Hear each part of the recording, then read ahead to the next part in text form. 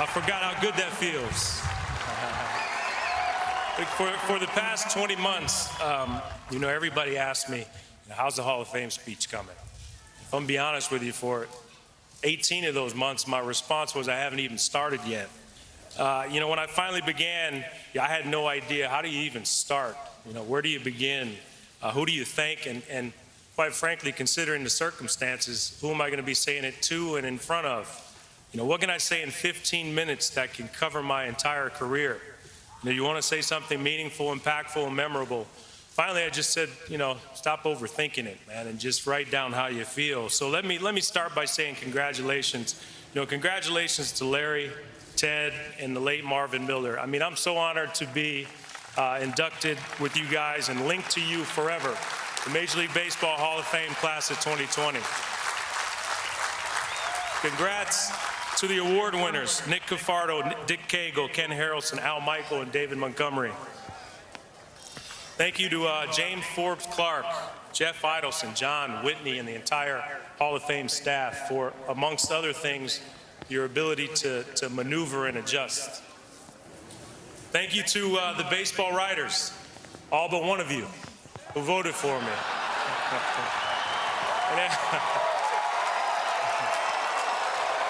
And everyone who covered me during my career, the beat writers, the columnists, TV and radio, and a special thank you to the Hall of Famers. Those that are here with us today, the ones that couldn't make it, the men I played with, played against, for, and looked up to and admired. When the induction ceremony was canceled and then later was postponed, everyone told me, don't worry about it. It's going to happen eventually, and it's going to feel the same. You were right, but I do want to point out one thing. As you saw earlier, the Hall of Fame is special because of those who are in it, and we've lost way too many Hall of Famers over the last 20 months, and these are all Hall of Famers that would have or could have been here, and selfishly for that reason, it's not the same. Because when everyone asks about nerves, they assume it's because of a speech, what I may say or not say, the number of people in attendance or watching at home. No. The nerves are because these guys behind me right now, and all of those that are a part of the Hall of Fame family. Because the great thing about baseball is its history, and that's what makes it so special. I want to share two quick stories, two special moments I had with the Hall of Fame family early on in my career. The first was in 1996. After we won the World Series, I was attending the baseball writers, the New York chapter of the Baseball Writers Dinner in New York, and I was seated on the dais next to someone I had never met before. And we sat there for roughly 3 hours. And if I'm gonna be honest with you, I can't recall any details of our conversation, but I do know it was a time that I'll always cherish, because when you talk about class and you talk about elegance, this person was and still is the epitome of it. The fact that she even knew who I was and was willing to listen to what I had to say made me feel like I was the most special person in the world.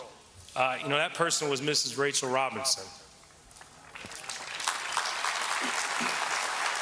The second moment was in 1999 when I was at the All-Star game in Boston, and pre-game they were honoring the All-Century players. So all the players past and present were gathering around Ted Williams so he could throw out the first pitch, and I sort of just hovered around the back because, quite frankly, I was in awe and I didn't want to get in the way. I felt a tap on my shoulder. I turned around and someone told me, I wanted to meet you. And I said, you wanted to meet me? That was the very first time I met the great Hank Aaron.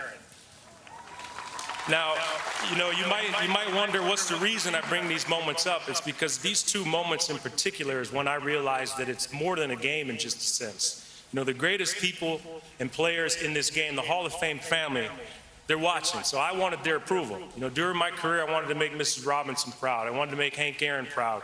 I wanted to make all you behind me proud, not of statistics, proud of how I played the game, how I carried myself, and how I respected the game and those before and after me. So, I guess the relevant question is, how did I get on the dais next to Mrs. Robinson and on the field at Fenway Park with Hank Aaron, and ultimately, on this stage? I'm on the stage as a result of many others. I'm on the stage as a result of the support and love of countless people. But for me, the love of the game and the success I had playing it starts and ends with family. I was first introduced to competition in the game of baseball by my dad. I vividly remember going to watch him play shortstop for his corporate softball team. And I don't think I ever told him this, but I was amazed at how good he was and how he stood out in front of everyone else, above everyone else. He was my first idol, wanting and watching and wanting to be my dad. Him sitting me down afterwards and educating me, about the history of the game, how to play, and more importantly, how to win. And then afterwards, he'd pull out and show me, his scrapbook from college to prove to me he knew what he was talking about. Now, there's a lot of people listening, so I'm not going to divulge how many pages you had in your scrapbook here today. I fell in love with the Yankees. I was watching games in the summer with my grandmother, Dorothy Connors, who's here today, in West Milford, New Jersey. I played wiffle ball in her yard in full Yankee pinstripes, pretending to be Dave Winfield. I'd break a window occasionally and she'd be all right with it. And at the same time, I learned the importance of going to work every single day and doing your job no matter what from my grandfather, William Sonny Connors. When I got a little older, we used to jump the fence of our house in Michigan, and I walked to the baseball fields, Kalamazoo Central High School, and we practiced as a family. My dad pitched, my mom and my sister Charlie shagging in the outfield, and then we'd go and do the same thing for her on the softball field. That was fun for us. It's what we enjoyed. It's how we bonded as a family, and quite frankly, it's how I got better. But, it was more than just practice. It was the lessons that my parents taught me. Mom, you taught me any dream is attainable as long as you work harder than anyone else. You drilled that in my head over and over and over, and you led me to believe it. You told me never to make excuses. You wouldn't allow me to use the word can't. You show up to work, you stay positive, good things will happen, and ultimately it's going to rub off on other people. Dad, you've been the voice of reason. You taught me to be patient, listen and think before I speak. You've always been there for advice, and to this day, you're the first person I go to. I know when I retired, you said you played every game with me. And I know you recall, from time to time telling me, you keep building that resume, right? And look where it's gotten us today.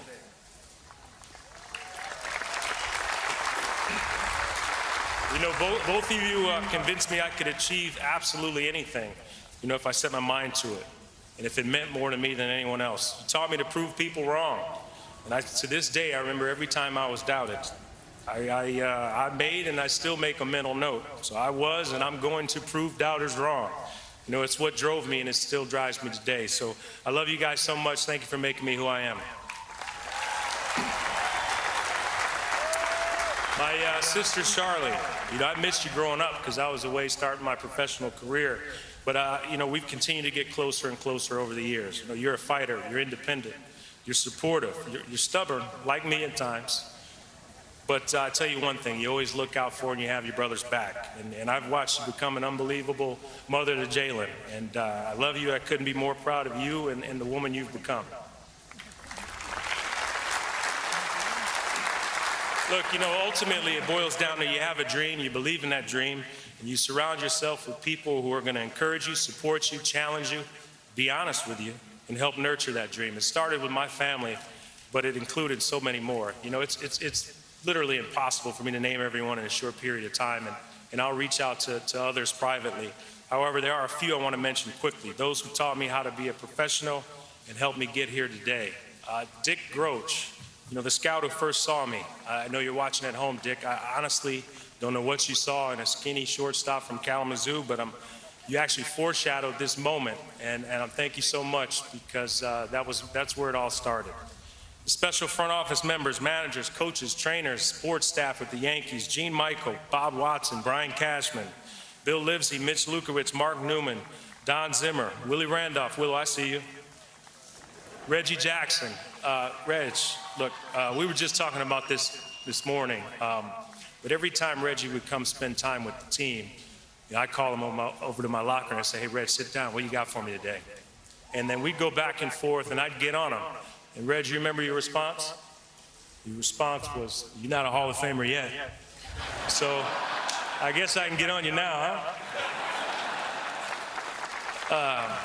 Gary Dembo, Brian Butterfield. I mean, you two are the most responsible for my development as a player. Man, there was times when I thought I made a huge mistake turning professional because I was completely overmatched.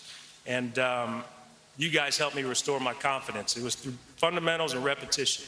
And I owe you so much. My trainers, Gene Monahan, Steve Donahue, I see you here. I just want to apologize, man. I'm sorry I lied to you for all those years, but it was my responsibility to go out there and play every day. My managers, Buck Showalter, Joe Girardi, and especially Mr. T. And Mr. T, thanks for taking a chance on me and trusting me at such a young age, or at least making me think you trusted me. My teammates, my brothers, and I was blessed to play alongside some of the best to ever play the game. Some who are in the Hall of Fame, some behind me right now. I especially want to point out Gerald Williams, Jorge Posada, Mariano, Andy, Bernie, Tino, Cece, Hideki. I mean, you guys in particular were special to me because I never had to worry about what your number one priority was, and that was winning. My agent, Casey Close. Case, man, thanks for all your guidance through my career, man, and still to this day. We've been through it all. At least we thought we've been through it all, right? Something always comes up, but, there's so much more yet to come. The boss, Mr. Steinbrenner, and the entire Steinbrenner family, Joan, Hank, Hal, Jenny, and Jessica. And thank you for always making me feel like I was a part of your family. Throughout my playing career, more importantly, beyond, there hasn't been a day when you guys haven't made us feel like, my entire family made us feel like we were part of your family. Being able to play parts of 23 seasons with one organization, it's the only organization I ever wanted to play for, was because of the boss and because of the family. Everyone mentions how difficult it is to play in New York, and especially for the Yankees. The boss, he'd push you, he'd challenge you. At times, he'd publicly embarrass you. But you know what? He did it to bring out the best in you. He wanted to know if I had what it took to play for and ultimately lead the Yankees. I was able to have success because we had a shared mindset. Only thing that mattered was winning. And I had one goal during my career, and that was to win more than everyone else. And we did.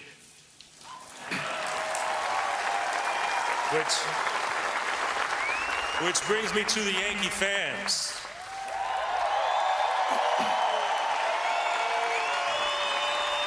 There was only one thing in my life I wanted to be, and that was a shortstop for the New York Yankees. And now I'm a Yankee forever. And without question, you helped me get here today as much as any individual I've mentioned. You can't be fooled.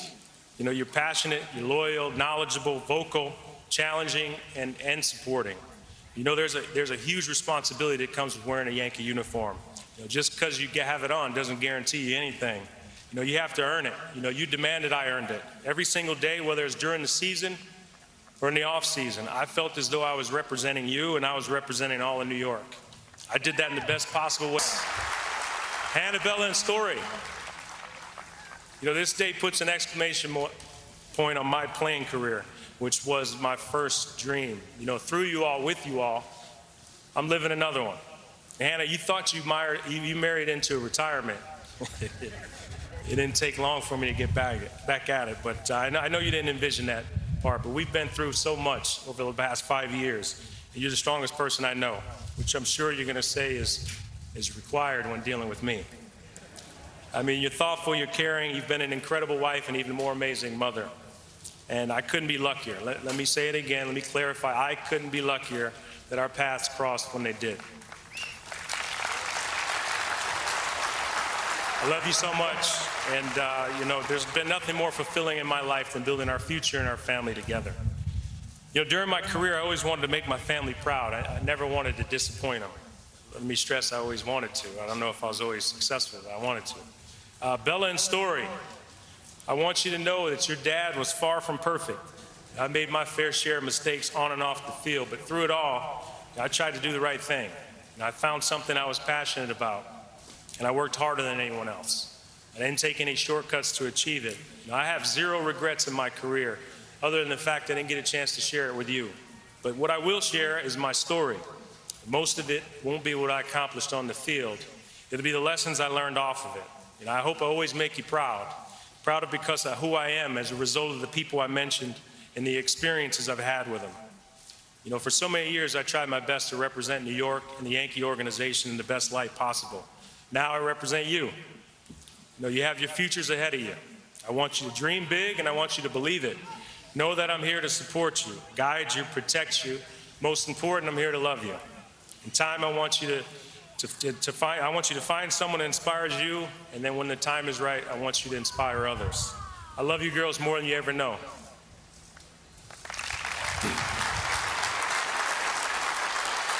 Finally, I want to conclude with a message to the players in Major League Baseball right now and the young kids who may be starting out with a dream just like I had. You know, this is a game that requires sacrifice, dedication, discipline, and focus. You know, it's a game of failure. It teaches you teamwork. It teaches you humility. The one common thread with all of us here on stage is that we understand that there's no one individual bigger than the game. The game goes on, and it goes on because of the great fans we have. So take care of it, protect it, respect it. Don't take the time you have to play for granted. And remember the most important thing, like I said earlier, it's more than just a game.